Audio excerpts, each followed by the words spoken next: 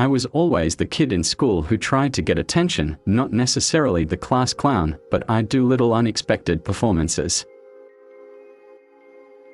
I want to be a jerk like the rest of my friends and have fun and not care about the consequences, but I just can't now. The first kiss I had was the most disgusting thing in my life. The girl injected about a pound of saliva into my mouth, and when I walked away I had to spit it all out. I play fictitious characters, often solving fictitious problems. I believe mankind has looked at climate change in the same way, as if it were a fiction. Money was always on my mind when I was growing up. So I was always wondering how we were going to afford this and that. Acting seemed to be a shortcut out of the mess. I can remember getting rejected systematically by casting directors as a young kid. I felt like the biggest outsider there ever was, that I'd never belong in that club. I've always been a slow starter. My first date was with a girl called Cece. We had a beautiful relationship over the phone all summer, and then when we met, I couldn't look her in the eye. Don't think for a moment that I'm really like any of the characters I've played. I'm not. That's why it's called acting. I don't ask other actors questions. I think that's too intrusive. I just watch. I don't want to be constricted to an idea of what acting is by anyone else. I want to take my own education. I grew up when I was 15 when I had my first opportunity in movies.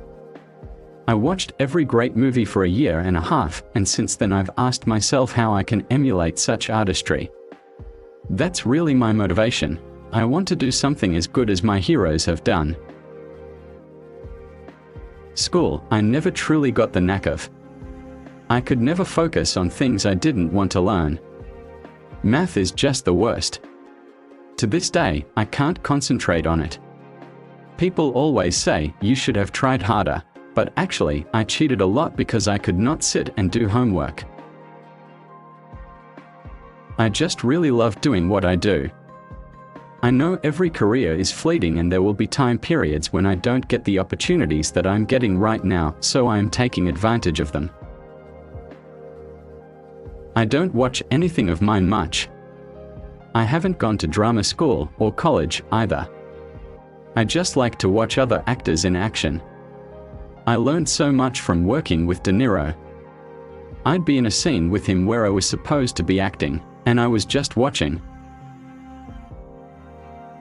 I really am motivated by being able to work with great people and create a body of work that I can look back and be proud of.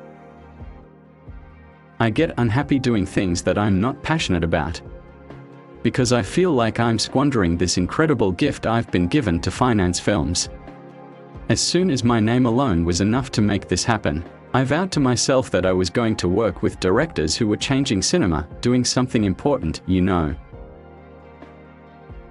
It's easy to fall into the trap of believing all the hype that's written about you.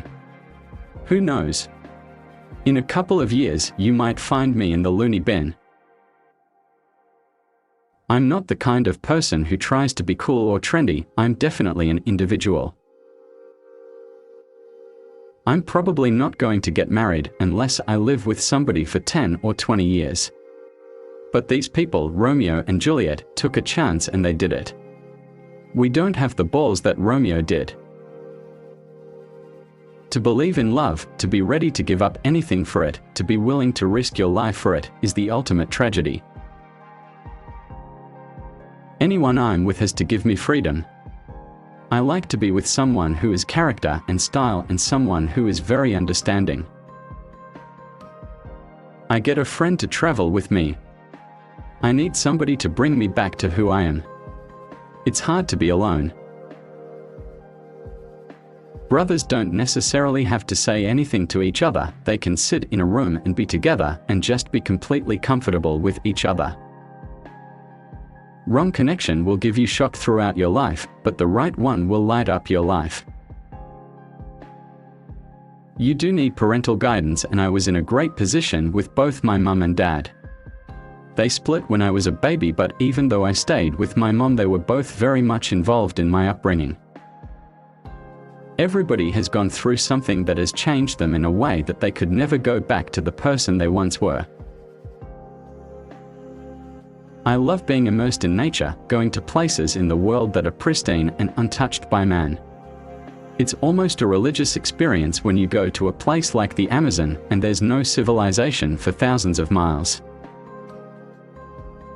Raising awareness on the most pressing environmental issues of our time is more important than ever. Portraying emotionally ill characters gives me the chance to really act. I've managed to keep a clear head and remain sane in this business because I remain a kid off camera. Considering all that's happened in my life, I feel like I'm a pretty level-headed person that has remained happy and not let my shortcomings overtake the better part of me. I'm fulfilling the things I wanted to fulfill, and I'm still sane. If you can do what you do best and be happy, you're further along in life than most people.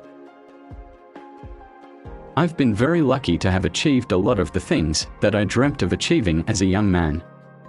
But, at the end of the day, and I truly believe this, it is not about achieving great wealth or success, because they don't bring happiness. Ultimately,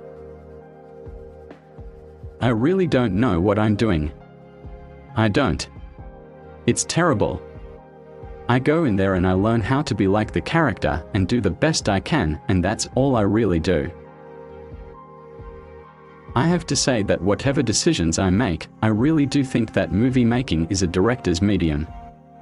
They are the people that ultimately shape the film, and a director can take great material and turn it into garbage if they are not capable of making a good movie. I think I will always feel like an outsider.